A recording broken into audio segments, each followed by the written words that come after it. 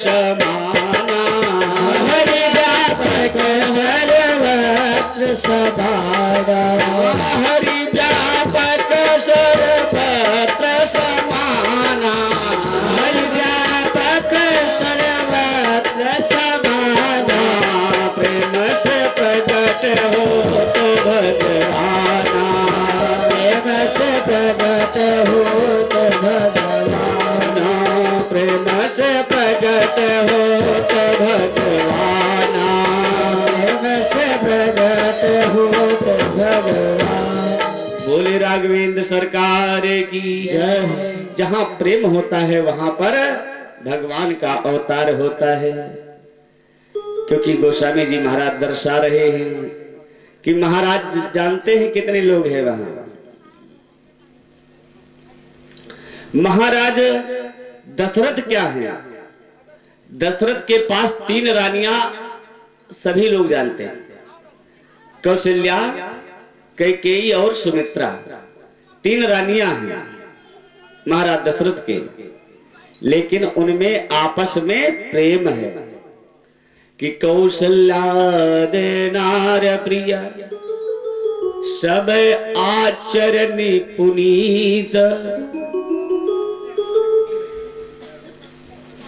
कौशल्यादि नारी प्रिय है सब आचरण पुनीत, सभी पुनीत है, पावन है। और पावन पुनीत होने के कारण आपस में प्रेम है, इसलिए ठाकुर जी उनके यहाँ अवतार लेना चाहते हैं। भगवान आज जन्म तो लेना चाहते हैं सभी के यहाँ, लेकिन वो महाराज दशरथ जैसा व्यक्ति नहीं पाते हैं। क्योंकि महाराज दशरथ क्या है उस रघुवंश में कि अवधपुरी रघुकुली मनि लाओ, अवधपुरी रघुकुल मनि लाओ, वेद विदित दशरथ तेई नाओ, वेद विदित दशरथ तेई नाओ, वेद विदित दशरथ तेई नाओ। विश्व में विख्यात हैं, वेदों में विख्यात हैं महाराज दशरथ। और लोग कैसे हैं महाराज दशरथ?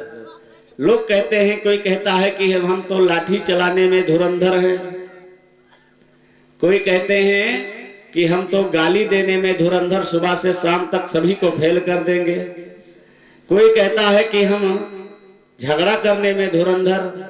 और महाराज दशरथ कौन से धुरंधर हैं? बाबा जी दर्शा रहे हैं कि धर्म धुरंधर नृपयति ज्ञानी, धर्म धुरंधर नृपयति ज्ञानी, धर्म धुरंधर, ओ धर्म धुरंधर नृपयति ज्ञानी, धुरंधर नृपयति ज्ञानी, हृदय भगति मति सारंग पानी, हृदय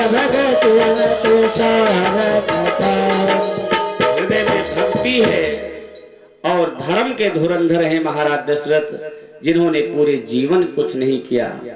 क्योंकि उनकी जितनी पत्नी है कि कौशल्यादि नारी प्रिय सब आचरण पुनीत, पति अनुकूल प्रेम दृढ़ हरिपद कमल विनीत।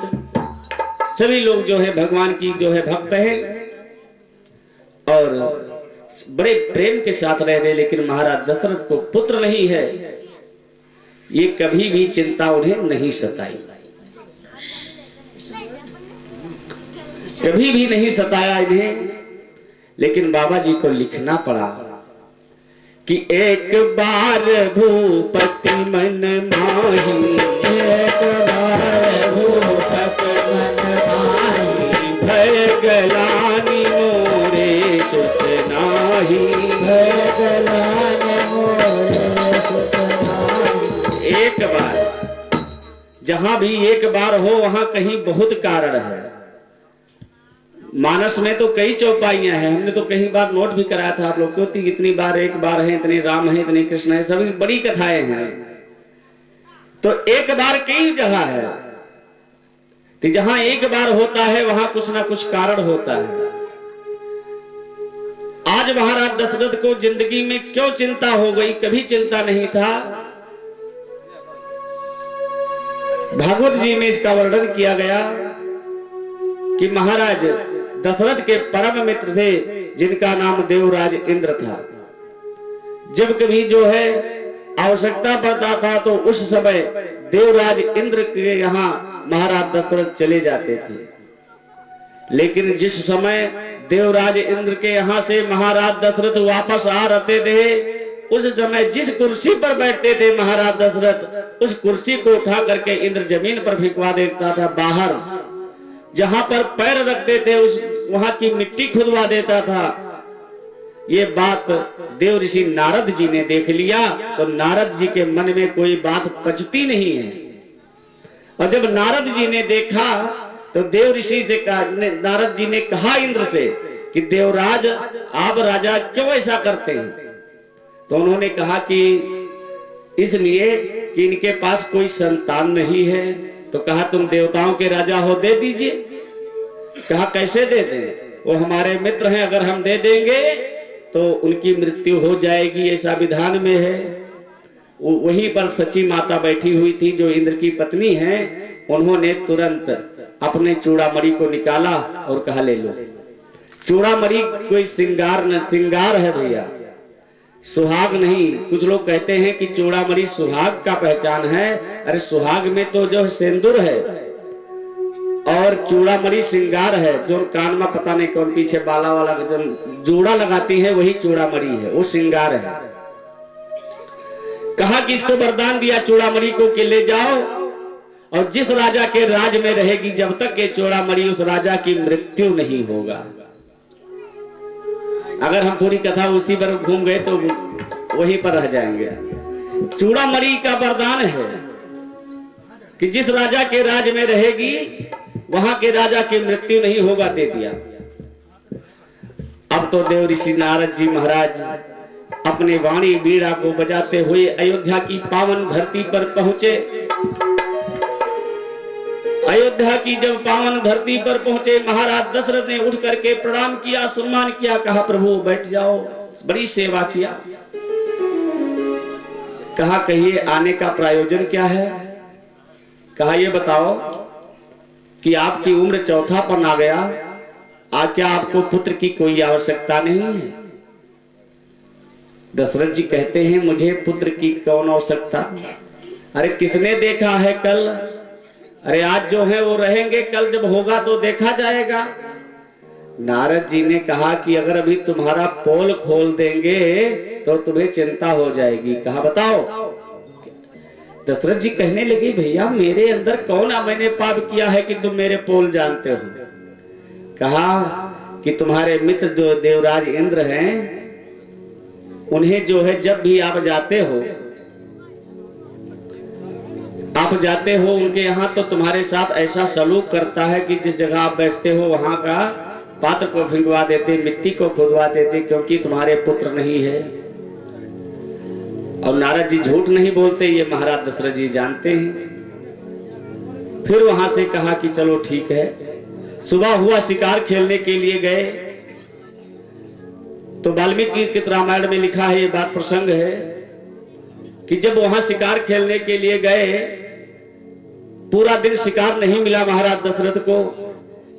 एक जो है पुष्प खिला हुआ था और महाराज दशरथ जो है अपने बाण को निकाला और पुष्प को मारने के लिए छोड़ा कि चलो यही फूल ले चलेंगे और महारानी कैकेयी को दे देंगे। और जैसे ही बाण चलाया कि वो पुष्प जो है उसी तालाब में डूब जाती है। फिर ऊपर आए, फिर नीचे जाए तो कहा, महाराज दशरथ ने कहा कि ये पुष्प क्या तुम अयोध्या नहीं जाना चाहती? तो पुष्प ने एक बड़ा गुस्से से बोल दिया। पुष्प ने कहा कि सुनो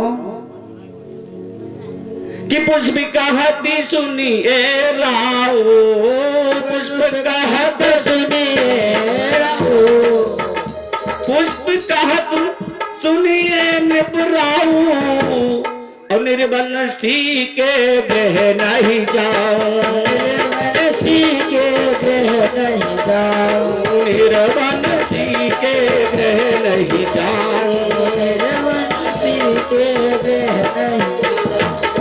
बोली बोल दिया, भैया अब तो महाराज दशरथ घर पर आए, रात को नींद नहीं पड़ा और चिंता हो गया। बाबा जी ने लिख भी दिया कि एक बार भूपति मन माही, एक बार भूपति मन माही, भय गलानि मोरे सुत नाही, भय गलानि मोरे सुत नाही। एक बार भूपति मन माही, भय गलानि मोरे सुत नाही।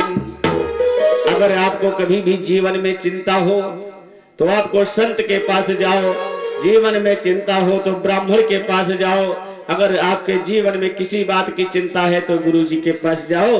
बाबा जी ने लिख दिया कि गुरु गृह गया तुरत मही पाला, गया तुरत मही पाला, गुरु गृह गया तुरत मही पाला, गया तुरत मही पाला। चरण लागी कर विनय विशाला, चरण लागी कर विनय विशाला, चरण लागे, चरणों में गिर गए। आहा, आप जब कभी भी अपने गुरु के यहाँ जाएं, संत ब्राह्मण के पास जाएं, तो ये ना कहा पंडित जी पाए लग गया। देखिए कथा में कहने पर व्यासपीठ से हमें कोई एकदम नहीं चाहे बड़े भाई कोई बुराई भी करी। आजकल के हम लोगों का ये स्वभाव हो गया कि अगर कोई पंडित जी जाते हो या अगर बुला लिया गया कोई काम से तो कहता है पंडित ना जानो कोई पानी दिए वाले बुलावत है। अरे कभी भी गुरु के यहाँ जाओ, संत के यहाँ जाओ तो सीधे सीधे चरणों में गिर जाना। महाराज दशरथ जी गिर गए और क्या हुआ कि पहले तो निज मस्तक होकर कुछ पुष्प चढ़ाए चरणों में, पहले तो निज मस्तक होकर कुछ पुष्प चढ़ाए चरणों में, पहले तो नतमस्तक होकर कुछ पुष्प चढ़ाए चरणों में, और कर चरण दंड राजा निपुणे कुछ आसन गिराए चरणों में, गिराए चरणों में। आंस गिराने लगे, आंस से पूरा पैर धोने लगे, हाथ को पकड़े हुए हैं गुरु जी के चरणों में। गुरु जी ने कहा कहो क्यों जागे।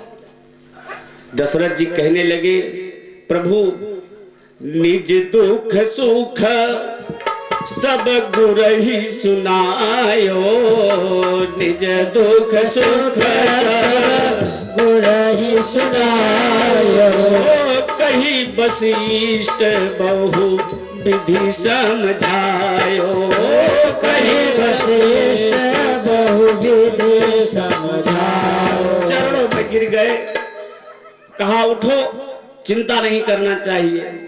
गुरु जी कहने लगे कि ये प्रभु दशरथ उठो क्यों चिंता कर रहे हो। कहा प्रभु मुझे पुत्र चाहिए, मैं पुत्र की कामना से आपके चरणों में गिरा हूं, जब तक आप मुझे पुत्र नहीं देंगे मैं आपके चरण को छोड़ नहीं सकता। तो जानते हैं उस समय वशिष्ठ जी ने क्या कहा हे राजन, कहा सुनो कि राजेंद्र व्यर्थ है यह विचार, बेटा कब वंश चलाता है, बेटा कब वंश चलाता है, हो जाए अगर कुपुत्र कहीं घर का विनाश कर देता है, हो जाए अगर कुपुत्र कहीं घर का विनाश कर देता है। आज गुरु वशिष्ठ जी कहने लगे कि हे राजन ये तुम्हारा व्यर्थ में चिंता करते हो कि पुत्र जो है बचाएगा। पू माने होता है नरक, पुत्र जो है नरक का पहचान है। पू माने नरक और त्रा माने रक्षा करना। जो पुत्र अपने पिता को नरक जाने से बचा ले वह पुत्र है, अन्यथा सारे संसार में धुंधकारी तो है ही है। नरक से जाने से बचा ले, अपने पिता का जो है बता ले, पिता क्यों जो है नरक जाए। पिता अगर अपनी करनी किए हैं नरक जा रहे हो तो बचाना तुम्हारा कर्तव्य है। सुखदेव जी भी कहते हैं भागवत जी में, सुखदेव जी ने कहा राजन परीक्षित, कलयुग में ऐसे पुत्र होंगे जो अपने पिता को कभी जो है पानी देना भी पसंद नहीं करेंगे, कभी श्राद्ध जो है उनका कर्म नहीं करेंगे, और दिखावटी के लिए तो बाद में यज्ञ करते रहेंगे। ऐसे पुत्र होंगे। क्या इच्छा है तुम्हारी? कहा तुम्हें ये बात को पता होना चाहिए कि एक बार जिद किया था पुत्र कामना से। कहा कि पुत्र कामना से एक संत ने जिद किया था, उन्हें बने दुख हुआ पुत्र कामना से। आप लोग ने सुना था आत्मदेव जी महाराज की क्या दुर्दशा हुई है, धुंधकारी ने क्या किया। क्यों चिंता करते हो पुत्र का? लेकिन जब नहीं माने तब कहने लगे कि सुनो। कहा बताओ कि धरहु धीरे होई है सुतचारी, धरहु धीरे होई है सुतचारी। कहा जान लीजिए एक नहीं, आपने चौथे पन में मुझसे पुत्र मांगा है, इसलिए धीरज धरिए। कि धरहु धीरे होई है सुतचारी,